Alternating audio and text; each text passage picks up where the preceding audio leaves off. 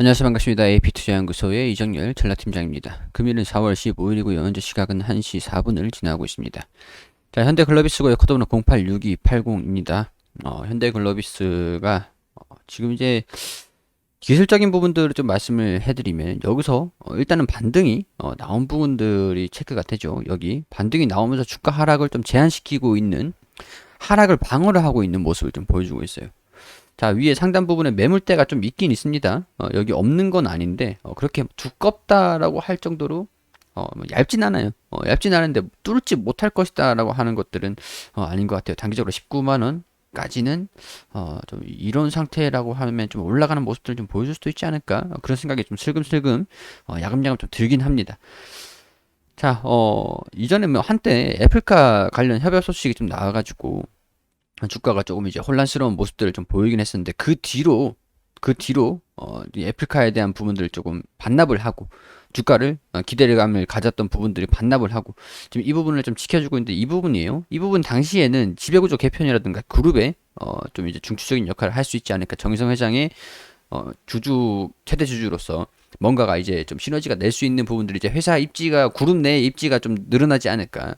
그런 부분들을 좀 집중을 했었던 그런 부분들이고 신사업에 대한 기대감들이 반영이 됐었죠. 그 와중에 애플카가 나오다가 애플카가 무산이 되면서 주가를 반납을 하고 이 부분에서 주가를 유지를 하고 있다라고 하는 것들이 아무래도 여기에 대한 영향력이 아직까지 유지가 되고 있다. 장기 평선이 올라올 때까지 시간이 좀 오래 걸렸습니다.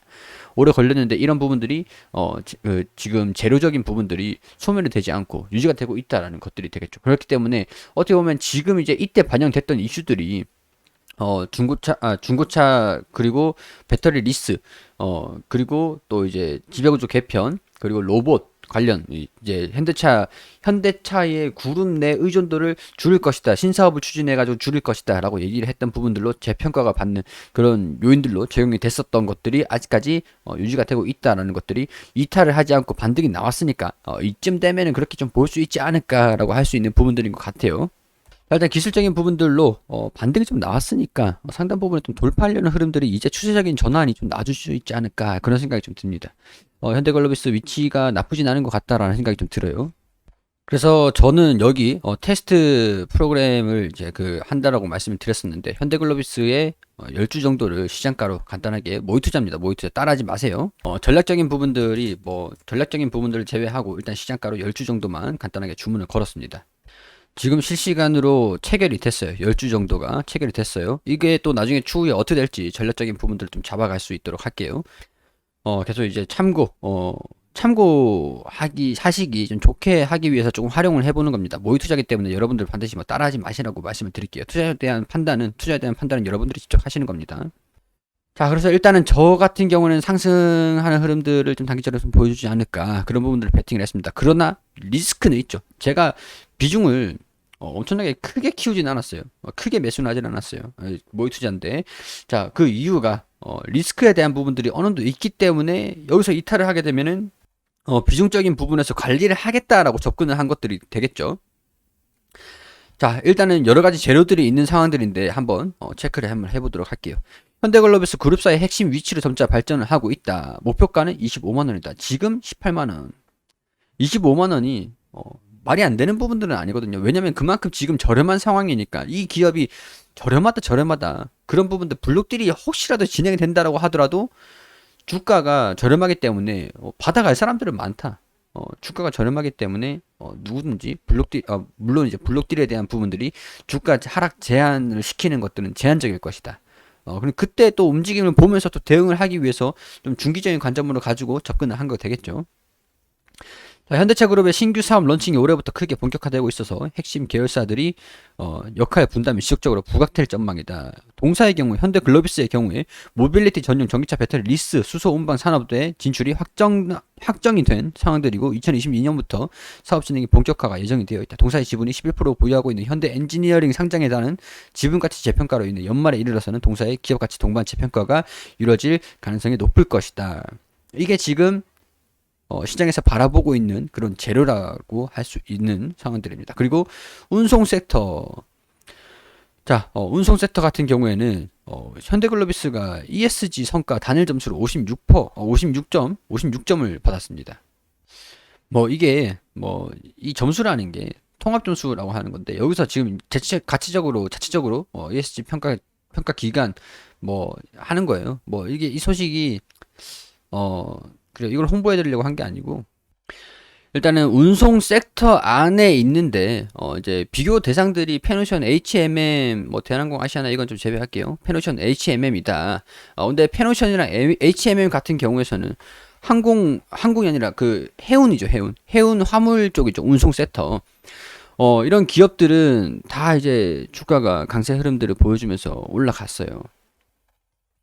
페노션도 물론 이렇게 올라가는 모습들 보였죠.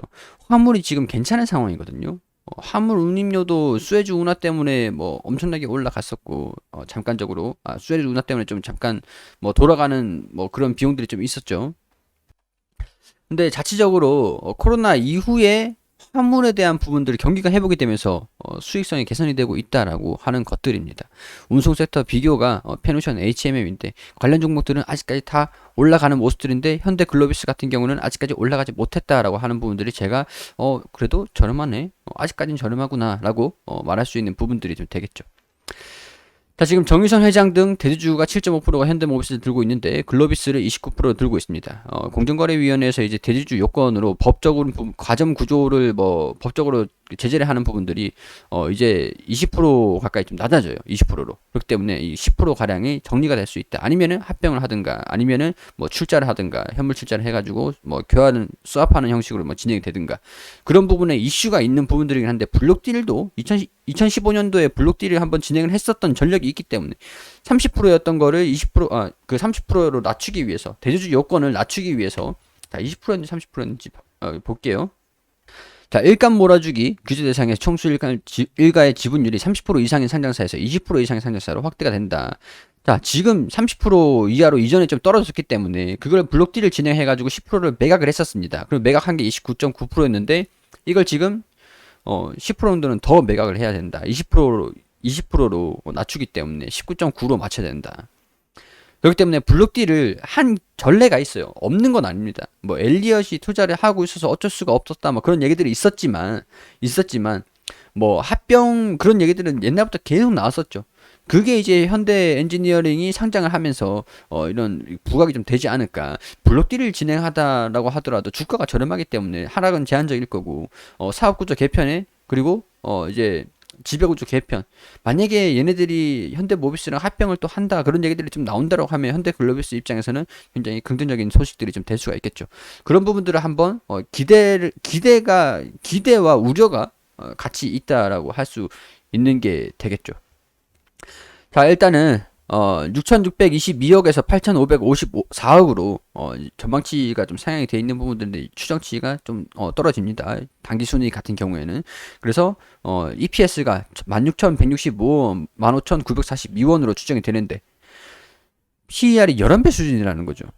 이렇게 되면은 굉장히 좀 신사업들하고 그룹의 이제 구조 개편 그런 부분들이 좀 진행이 된다라고 하면은 긍정적으로도 바라볼 수 있는 부분들이 아닌가 그런 생각이 들어요. 자, 장기 평선들이 올라올 때까지 저는 일단은 기다릴 생각을 가지고 있는 부분들입니다. 여기 장기 평선들이 좀 올라와주는 모습들, 시간적인 부분들이 소요가 좀 될 수 있겠죠. 한 달, 두 달 정도 걸릴 수가 있겠죠. 저는 그것도 보겠다라는 거예요.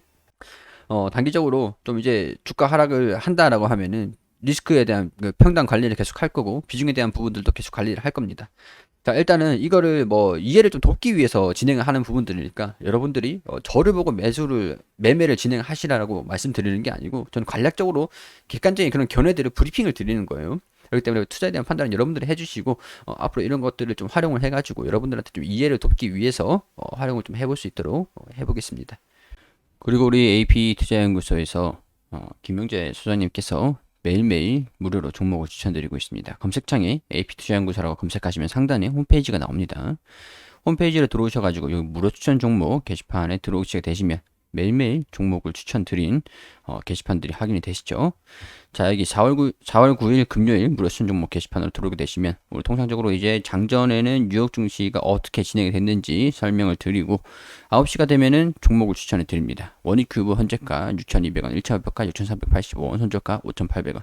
그리고 9시 2분에는 시공테크 현재가 6,750원, 1차 목표가 6,950원, 손절가 6,500원으로 대응하시라고 말씀드리고 9시 3분에 한국종합기술 현재가 9,300원 기준 매수가 드렸고 1차 목표가 9,580원, 손절가 8,910원으로 대응하시라고 세 종목 추천드렸습니다. 자, 시공테크 상승을 하면서 이렇게 수익을 드렸고, 자, 시공테크 그리고 한국종합기술도 이렇게 차트를 통해서 설명을 또 드리고, 자, 여기 보시면 세 종목 추천에 두 종목 수익, 한 종목 보유 중입니다. 시공테크, 한국종합기술 수익 종목, 보유 종목 원익큐브.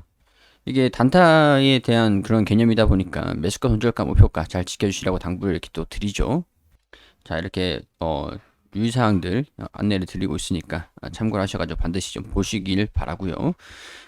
종목들이 이날 같은 경우에서는 당일 최고가 7,100원을 터치하면서 원익큐브가 14%, 그리고 그 시공테크가 상한가를 기록을 했습니다. 그리고 한국종합기술도 16% 가량 추천한 뒤에 올라갔고요. 자, 누적 합산 수익률, 이 매일매일 이렇게 종목을 추천드린 내역들을 기록을 한 것들이거든요. 그리고 우리가 물론 이제 손실이 날 수 있으니까 손절가 같은 부분들은 반드시 지켜주시는 거를 권유를 드리고 있습니다. 자, 뭐 우리 단기적으로 수익이 좀 필요하신 분들 같은 경우에 초단타로 빠르게 결론을 짓고 싶다라고, 그런 부분들이 필요하다라고 하시는 분들께서는 들어오셔가지고 도움을 받으시면 좋겠죠. 홈페이지 여기 보시면은 일별, 월별 이렇게 쭉 결산이 있습니다. 무료 시연 신청도 있으니까 많은 관심 부탁드리겠습니다.